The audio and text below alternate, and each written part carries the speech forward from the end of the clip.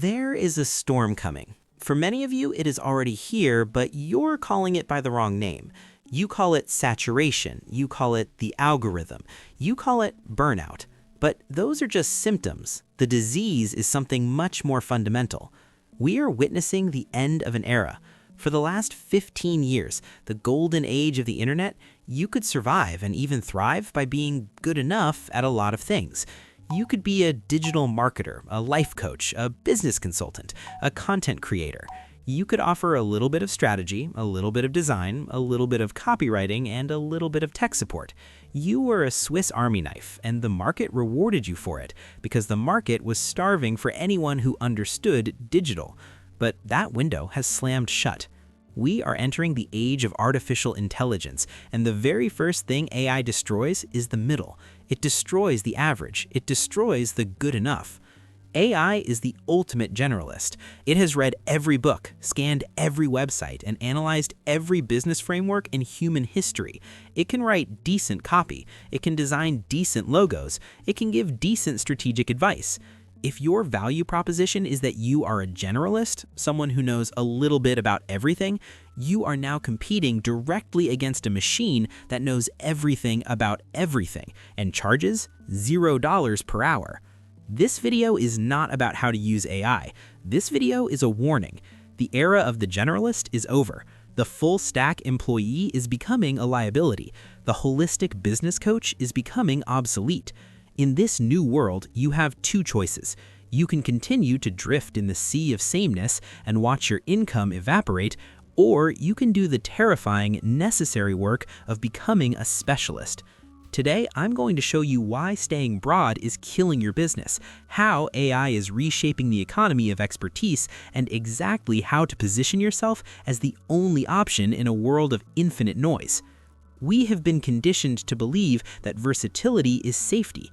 From the time we are in school, we are taught to be well-rounded, get good grades in math and English and history and science. Don't focus too much on one thing. Keep your options open. In the early days of the creator economy and the agency world, this advice worked. If you were a freelancer in 2015, being a generalist was a superpower. Clients didn't know how to set up a Facebook ad, so if you could do that and write the email and fix the WordPress landing page, you were indispensable. You were the one-stop shop. But the one-stop shop has a fatal flaw. It has no depth. A Swiss Army knife is great if you need to open a bottle of wine and cut a loose thread on a camping trip, but if you need open heart surgery, you don't want a guy with a Swiss Army knife. You want a surgeon with a scalpel who has done that exact procedure 5,000 times.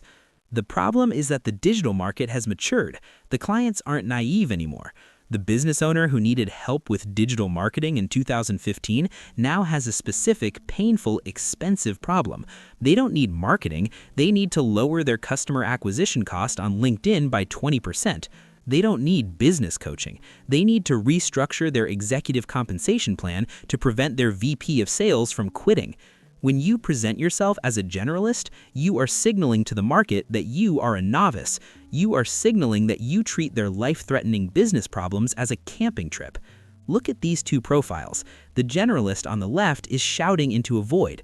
I help businesses grow. Which businesses? How? Growth in revenue or growth in headcount? It's noise. It requires the client to do the mental work of figuring out if you can help them. The specialist on the right is a sniper. I help B2B SaaS founders exit. If I'm a B2B SaaS founder looking to exit, I stop scrolling immediately. I don't care about your mindset tips. I care that you have the specific map for my specific territory. The generalist competes on price because they are a commodity. The specialist competes on value because they are a monopoly. Let's look at the economics of this. In any market, value is driven by scarcity. If water is everywhere, it's free. If water is in the middle of the desert, it's priceless. For the last decade, digital competence was scarce. Just knowing how to edit a video or run a Google ad was a rare skill, so supply was low, demand was high, and generalists made money. Enter the democratization of competence. Tools like Canva, Squarespace, and now ChatGPT and Midjourney have flooded the market with competence. The supply of decent writing, decent design, and decent strategy is now infinite. When supply becomes infinite, price drops to zero. This is why you see logos on Upwork for $5. This is why you see blog posts for $0.01 per word, because good enough is no longer scarce. If your business model is built on doing tasks that an AI or a low-cost overseas worker can do mostly well, you are in the kill zone. The kill zone is the middle of the market. It's the place where you are too expensive to compete with AI, but not specialized enough to charge a premium. This is where the burnout happens. You try to combat the falling prices by working harder. You take on more clients. You broaden your services. Oh, you need TikToks? I can do TikToks. Oh, you need a funnel? I'll learn how to build a funnel. You are running faster and faster on a treadmill that is disintegrating beneath your feet. This is the generalist's curse. Because you do everything, you build systems for nothing. Every client is a new invention. Every project is a new chaos. You never get the efficiency of repetition. You never get the compounding interest of deep knowledge. You are perpetually a beginner, getting paid beginner rates to solve beginner problems. Meanwhile, the specialist is solving the same expensive problem for the same type of client over and over again. They are getting faster, they are getting better, and they are getting paid 10 times as much for half the effort. Let's talk about the elephant in the room, artificial intelligence. Most people are looking at AI as a tool to do more things. Look, I can use ChatGPT to write my emails and code my website and plan my meals. They are using AI to become better generalists. This is a trap. If you use AI to be okay at more things, you are just accelerating your own commoditization. You are racing the machine to the bottom. Here is the reality check. AI replaces breadth. It does not replace depth. GPT-4 can give you a summary of the history of the Roman Empire in 10 seconds, but it cannot give you a nuanced new historical theory based on the translation of a specific, newly discovered tablet in a forgotten dialect. AI operates on the mean. It operates on the average of all human knowledge. It is the world's greatest average employee. Your business survives only in the gap of nuance. The gap of nuance is the space where the answer isn't in a textbook. It's the space where human judgment, context, and high-stakes risk management live. If a client asks, what are the best practices for email subject lines? AI wins. That is a generalist question. If a client asks, my VP of marketing and my VP of sales hate each other, and it's destroying our Q4 revenue, how do I mediate this cultural conflict without firing the wrong person? AI fails. That is a specialist question. That requires deep, contextual human wisdom. The future economy belongs to the people who can solve the problems that AI can't touch. These are problems that require high levels of trust, high consequence of failure, and deep contextual understanding. A generalist cannot solve these problems because they haven't seen them enough times to recognize the patterns. Only the specialist, who is obsessed over one tiny vertical for years, has the pattern recognition to navigate the storm. AI wipes out the shallow end of the pool, so you must learn to swim in the deep end. So how do we escape? How do we move from the generalist kill zone to the specialist fortress? We have to change how we think about traffic and attention. Generalists are addicted to interruption marketing. They have to post on Instagram, LinkedIn, and TikTok every day to remind the world they exist. They have to dance for the algorithm.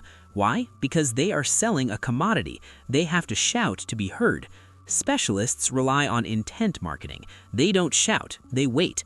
I want you to think about the 3 a.m. test. I talk about this a lot on this channel. The 3 a.m. test is this. What is your ideal client searching for in a cold sweat at 3 o'clock in the morning?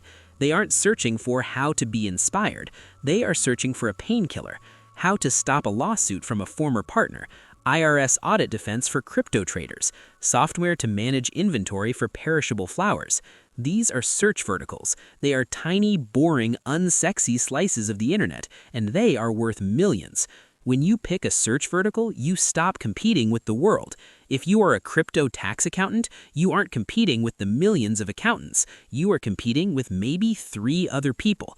And here is the magic. When someone searches for that specific problem and they find your content, your video, your article, your podcast that addresses that exact specific pain, the trust is instantaneous. You don't need to nurture them for 6 months. You don't need to do a silly dance on TikTok. They found you. You have the cure. They buy the cure. This is why I tell you to ignore search volume. Generalists chase volume. They want keywords with 1,000 searches a month. Specialists chase value. I would rather rank number 1 for a keyword with 50 searches a month if those 50 people are desperate millionaires looking for my exact solution than rank number 1 for business tips with 1 million searches from people who have no money. Owning a search vertical is how you build an asset. A generalist's career is a treadmill. If they stop running, the money stops. A specialist's career is a tower. Every piece of content is a brick that builds a fortress of authority that stands tall even when they are sleeping. I know what you're thinking, but if I niche down, won't I lose potential clients? Won't I get bored? Let's address the fear. The fear of niching down is the fear of missing out. You think by saying no to 99% of the market, you are losing money. But the math is the opposite. 1% of the market paying you $10,000 is infinitely better than 100% of the market paying you $10. Here is your protocol. Step 1. Audit the pain. Look at your last 10 clients.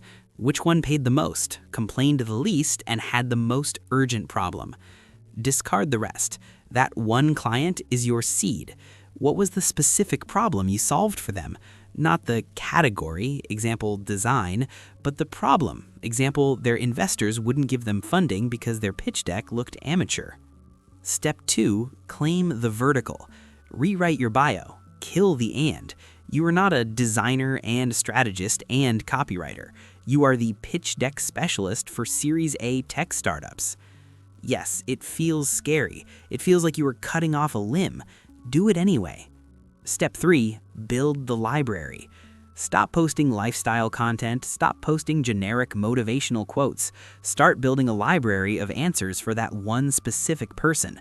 Write the article, what investors look for in Series A decks. Make the video, why your pitch deck is failing. Create the bingeable library that proves without a shadow of a doubt that you know more about this tiny sliver of the world than anyone else on Earth. I want to leave you with one final thought. We talk about specialization as a business strategy, and it is. It is the only strategy that survives AI, but it is also the only path to satisfaction.